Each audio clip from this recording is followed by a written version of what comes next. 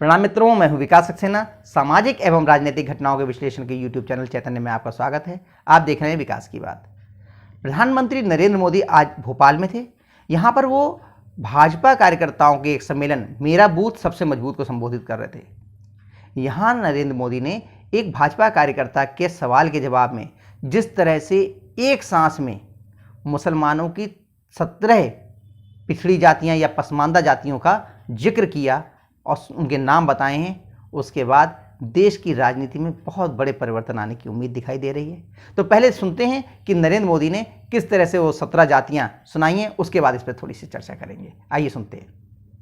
अगर आप हमारे मुसलमान भाई बहनों की तरफ देखोगे और मैं देखता हूं कि जो हमारे पसमानदा मुसलमान भाई बहन हैं, ये वोट बैंक की राजनीति करने वालों ने हमारे जो पसमानदा मुसलमान भाई बहन हैं उनका तो जीना भी मुश्किल करके रखा हुआ है। वो तो तबाह हो गए, उनको कोई फायदा नहीं मिला है। वे कष्ट में गुजारा करते हैं, उनकी आवाज सुनने के लिए कोई तैयार नहीं है। उनके ही धर्म के एक वर्ग ने पसमानदा मुसलमानों का इतना शोषण किया है, लेकिन इसके ऊपर कभी देश में चर्चा नहीं हुई। जो पसमानदा मुसलमान है उन्हें आज भी बराबरी का हक नहीं मिलता, उन्हें नीचा और अछूत समझा जाता है। इसी समाज में मैं मुसलमान समाज की बात कर रहा हूं। मुसलमान भाइयों में जो हमारे पसमानदा भाई बहन हैं, जो पिछड़े हुए हैं, मैं उनकी बात करता हूं। पसमानदा मुसलमान मोची होते हैं, भिस्ती होते हैं, जोगी होते हैं, लाल बेंगी होते हैं, भटियारा होते हैं, मिरासी होते हैं, डफाली होते हैं, मुकेरी होते हैं, मदारी होते हैं, जुलाहा होते हैं, लंबाई होते हैं, बेदा होते हैं, बामणिया भी होते हैं, छिया होते हैं, लहरी होते हैं, हल्दर होते हैं, सिकदर होते हैं, कितनी ही जातियां। तो आपने सुना कि नरेंद्र मोदी जी ने किस तरह से देश की 17 पसमानदा मुस्लिम जातियां बताईं।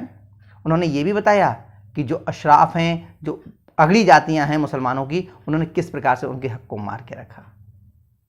आज तक देश में राजनीति का ये मिजाज रहा है। लोग हिंदुओं में जो जाति प्रथा है उसके आधार पर ये समझाने की कोशिश करते रहे कि जो सवर्ण जातियां हैं, ब्राह्मण, क्षत्रिय हैं, वैश्य हैं, इन्होंने शूद्रों और पिछड़ों का उत्पीड़न किया, उनके हक को मारा। कभी भी देश में मुस्लिम जो जातियां हैं उन पर चर्चा ही नहीं हुई।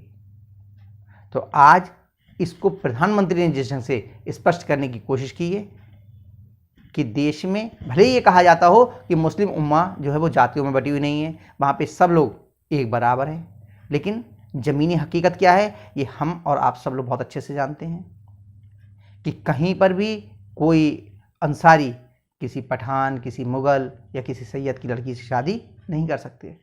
खून खराबा हो जाता है।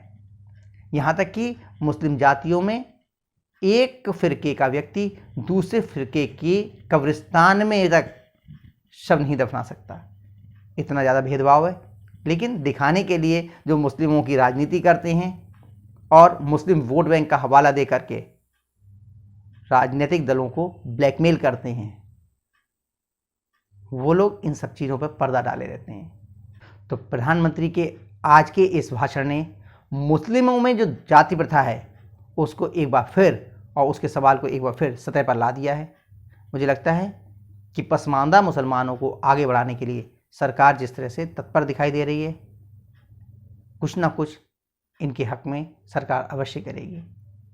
धन्यवाद। आज के वीडियो में बस इतना ही। अगले अंक में हम लोग फिर मिलेंगे। तब तक के लिए अनुमति दीजिए। अगर आपको ये वीडियो पसंद आया हो तो इसे लाइक कीजिए, शेयर कीजिए, और अगर आप इस चैनल पर नए हैं तो आपसे अनुरोध है कि चैनल को सब्सक्राइब करने के बाद नोटिफिकेशन का बेल आइकन अवश्य दबाइए। धन्यवाद। प्रणाम।